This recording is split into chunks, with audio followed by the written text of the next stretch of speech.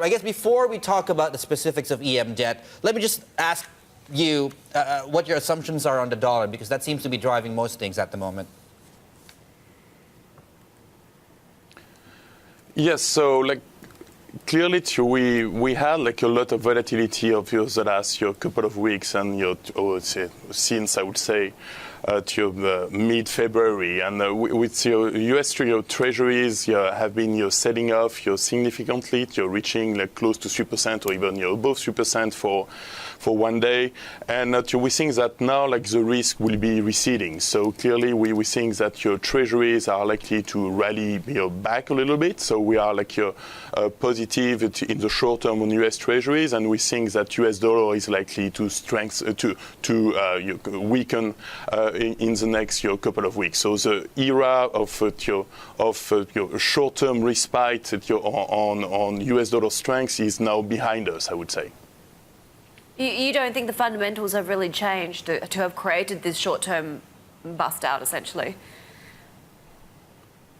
No, clearly the fundamentals remain quite good for emerging markets. You have an overall good macro environment, relatively strong growth in most emerging markets. So you have no significant deterioration in balance of payment, and so I would say that balance of payment are actually in a good shape in emerging markets, and fiscal accounts are also in a good shape. So the key driver of the volatility over the last couple of weeks has been really driven by external factors, by treasuries, by uncertainties on US dollar, but we think now the worst is behind us. So we are quite positive on emerging market debt now. Jean-Charles, we're just getting some breaking news on the Caixin China April services PMI coming in at 52.9 against 52.3 the previous month. So just ticking up a little bit, the composite PMI at 52.3 is what we got for April. Also a bit of a leg up from 51.8 in the previous month. Seems like as good as time as any to get your views on China right now, Jean-Charles.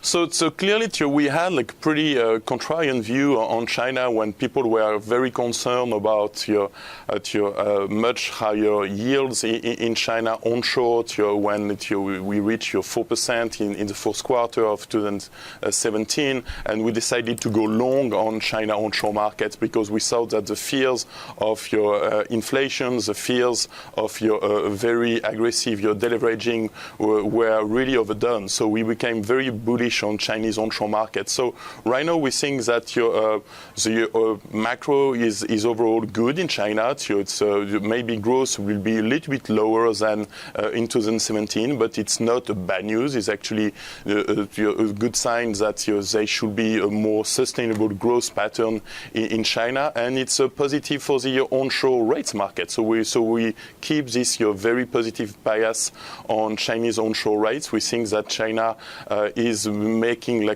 big push to make sure that they are getting included in most major global and emerging market debt indices. So the technicals are also very positive. We should expect a lot of inflows into local currency debt in Chinese market. So we keep this very positive bias towards China onshore rates markets.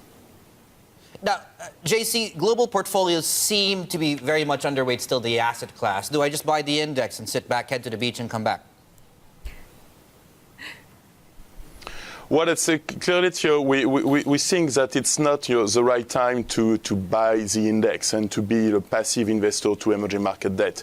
What we have told our investors repeatedly since late last year and early in 2018 that we do expect more volatility in 2018, and it should provide some great opportunities for active managers because we should be able to find some great alpha IDs. So we are seeing a lot of dispersion within the emerging market debt universe. We are seeing a lot of dispersion, especially in local rates, in FX, maybe less so in hard currency. But when we see much more dispersion in performance, it's usually a very good environment for active asset managers. So clearly, the key theme for us is do not buy the index, do not buy the benchmark. There are some great alpha opportunities this year from a total return perspective.